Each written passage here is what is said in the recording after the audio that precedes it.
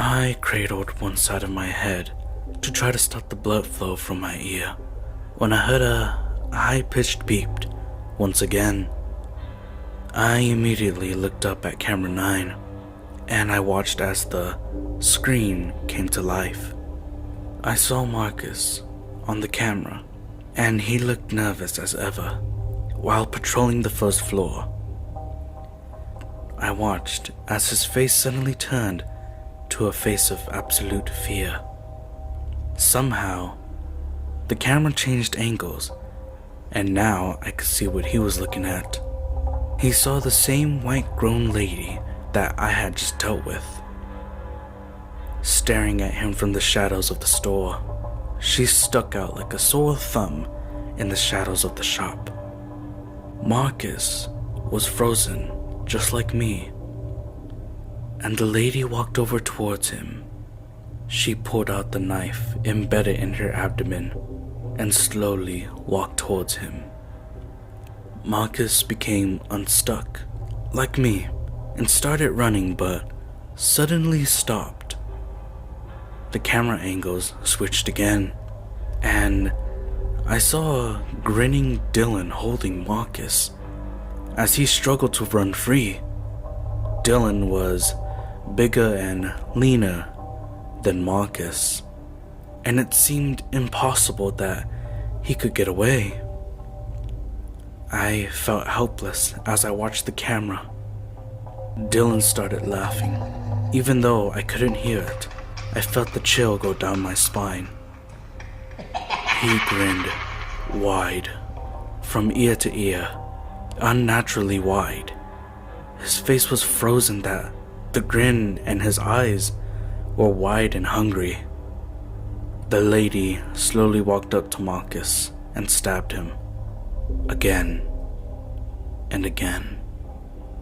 The screams were so loud, I could hear him from the security room. I shuddered in my seat and tears started rolling down my face, but I continued watching the camera feed. His screams finally died down as his body stumbled down. Dylan let go of his body, slid down onto the floor like jelly. Then Dylan put his fingers on either side of his grin and ripped open his skin. His skin peeled away like tape. I felt the urge to vomit again, but my stomach was empty.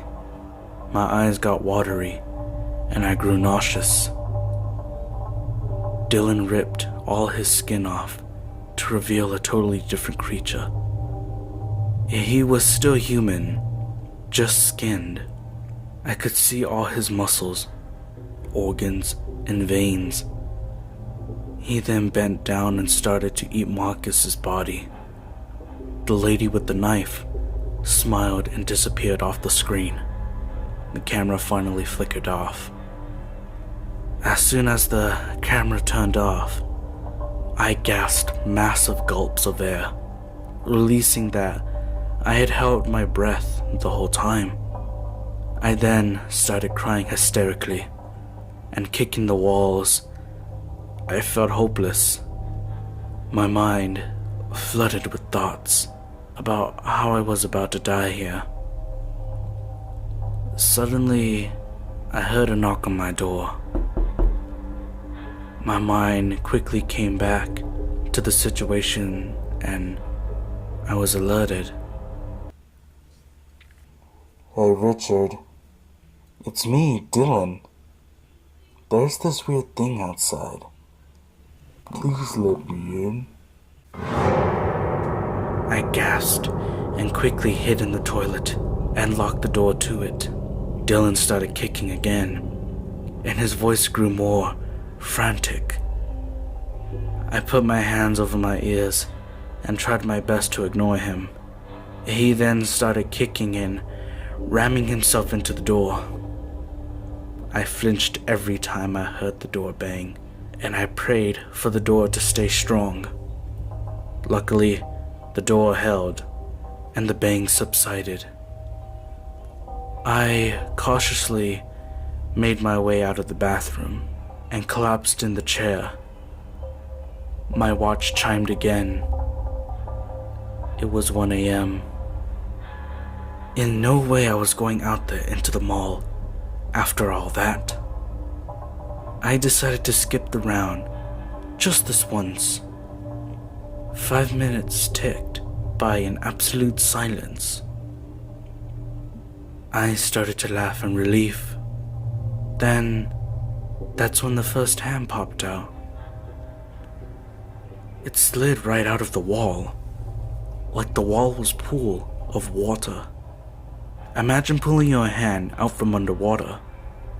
That's exactly how it appeared to come out of the wall. I jerked back immediately.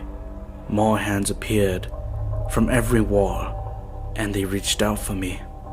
They were hungry for me. They reached further and further, wanting to grasp my skin. I backed off as more and more hands appeared from the wall, the roof and floor. I screamed as one of them touched me with their slimming wet grip. I ran out of the security room. So, not following this rule really had its consequences. I strained my eyes to see in the dark and slowly made my way around the second floor. I decided not to go to the first floor, to be safe. I felt very vulnerable in the open space as unknown shadows surrounded me. I felt like every shadow was going to jump at me. Suddenly, I felt a very strong presence behind me. I looked behind me and saw nothing but shadows and the faint outline of the mall. I felt the presence again. I turned around my whole body quickly and saw nothing once again. My heart rate rose to levels I didn't know were possible, and I stood still. I felt a faint breath on the back of my neck and turned around to come face to face with Dylan. I whimpered and jumped backwards.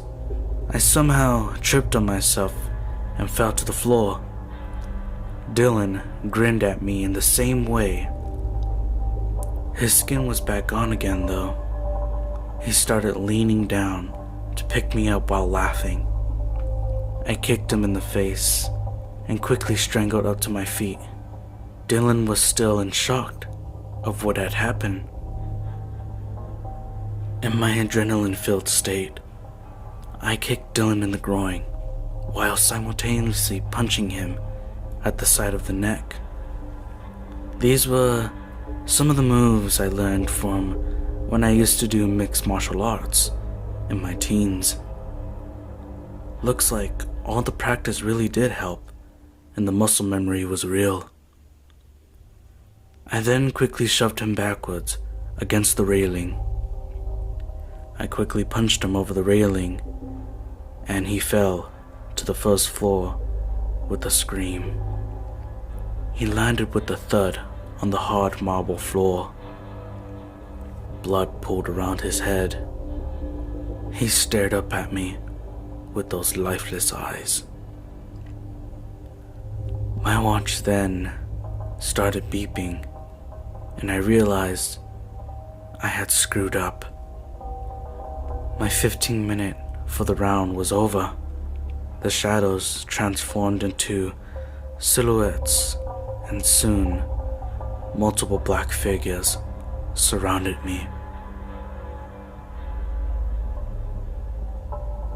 Thank you for watching this video. If you like the content that I make on Thursdays, or any other days that I make of the week, please like, share, and subscribe.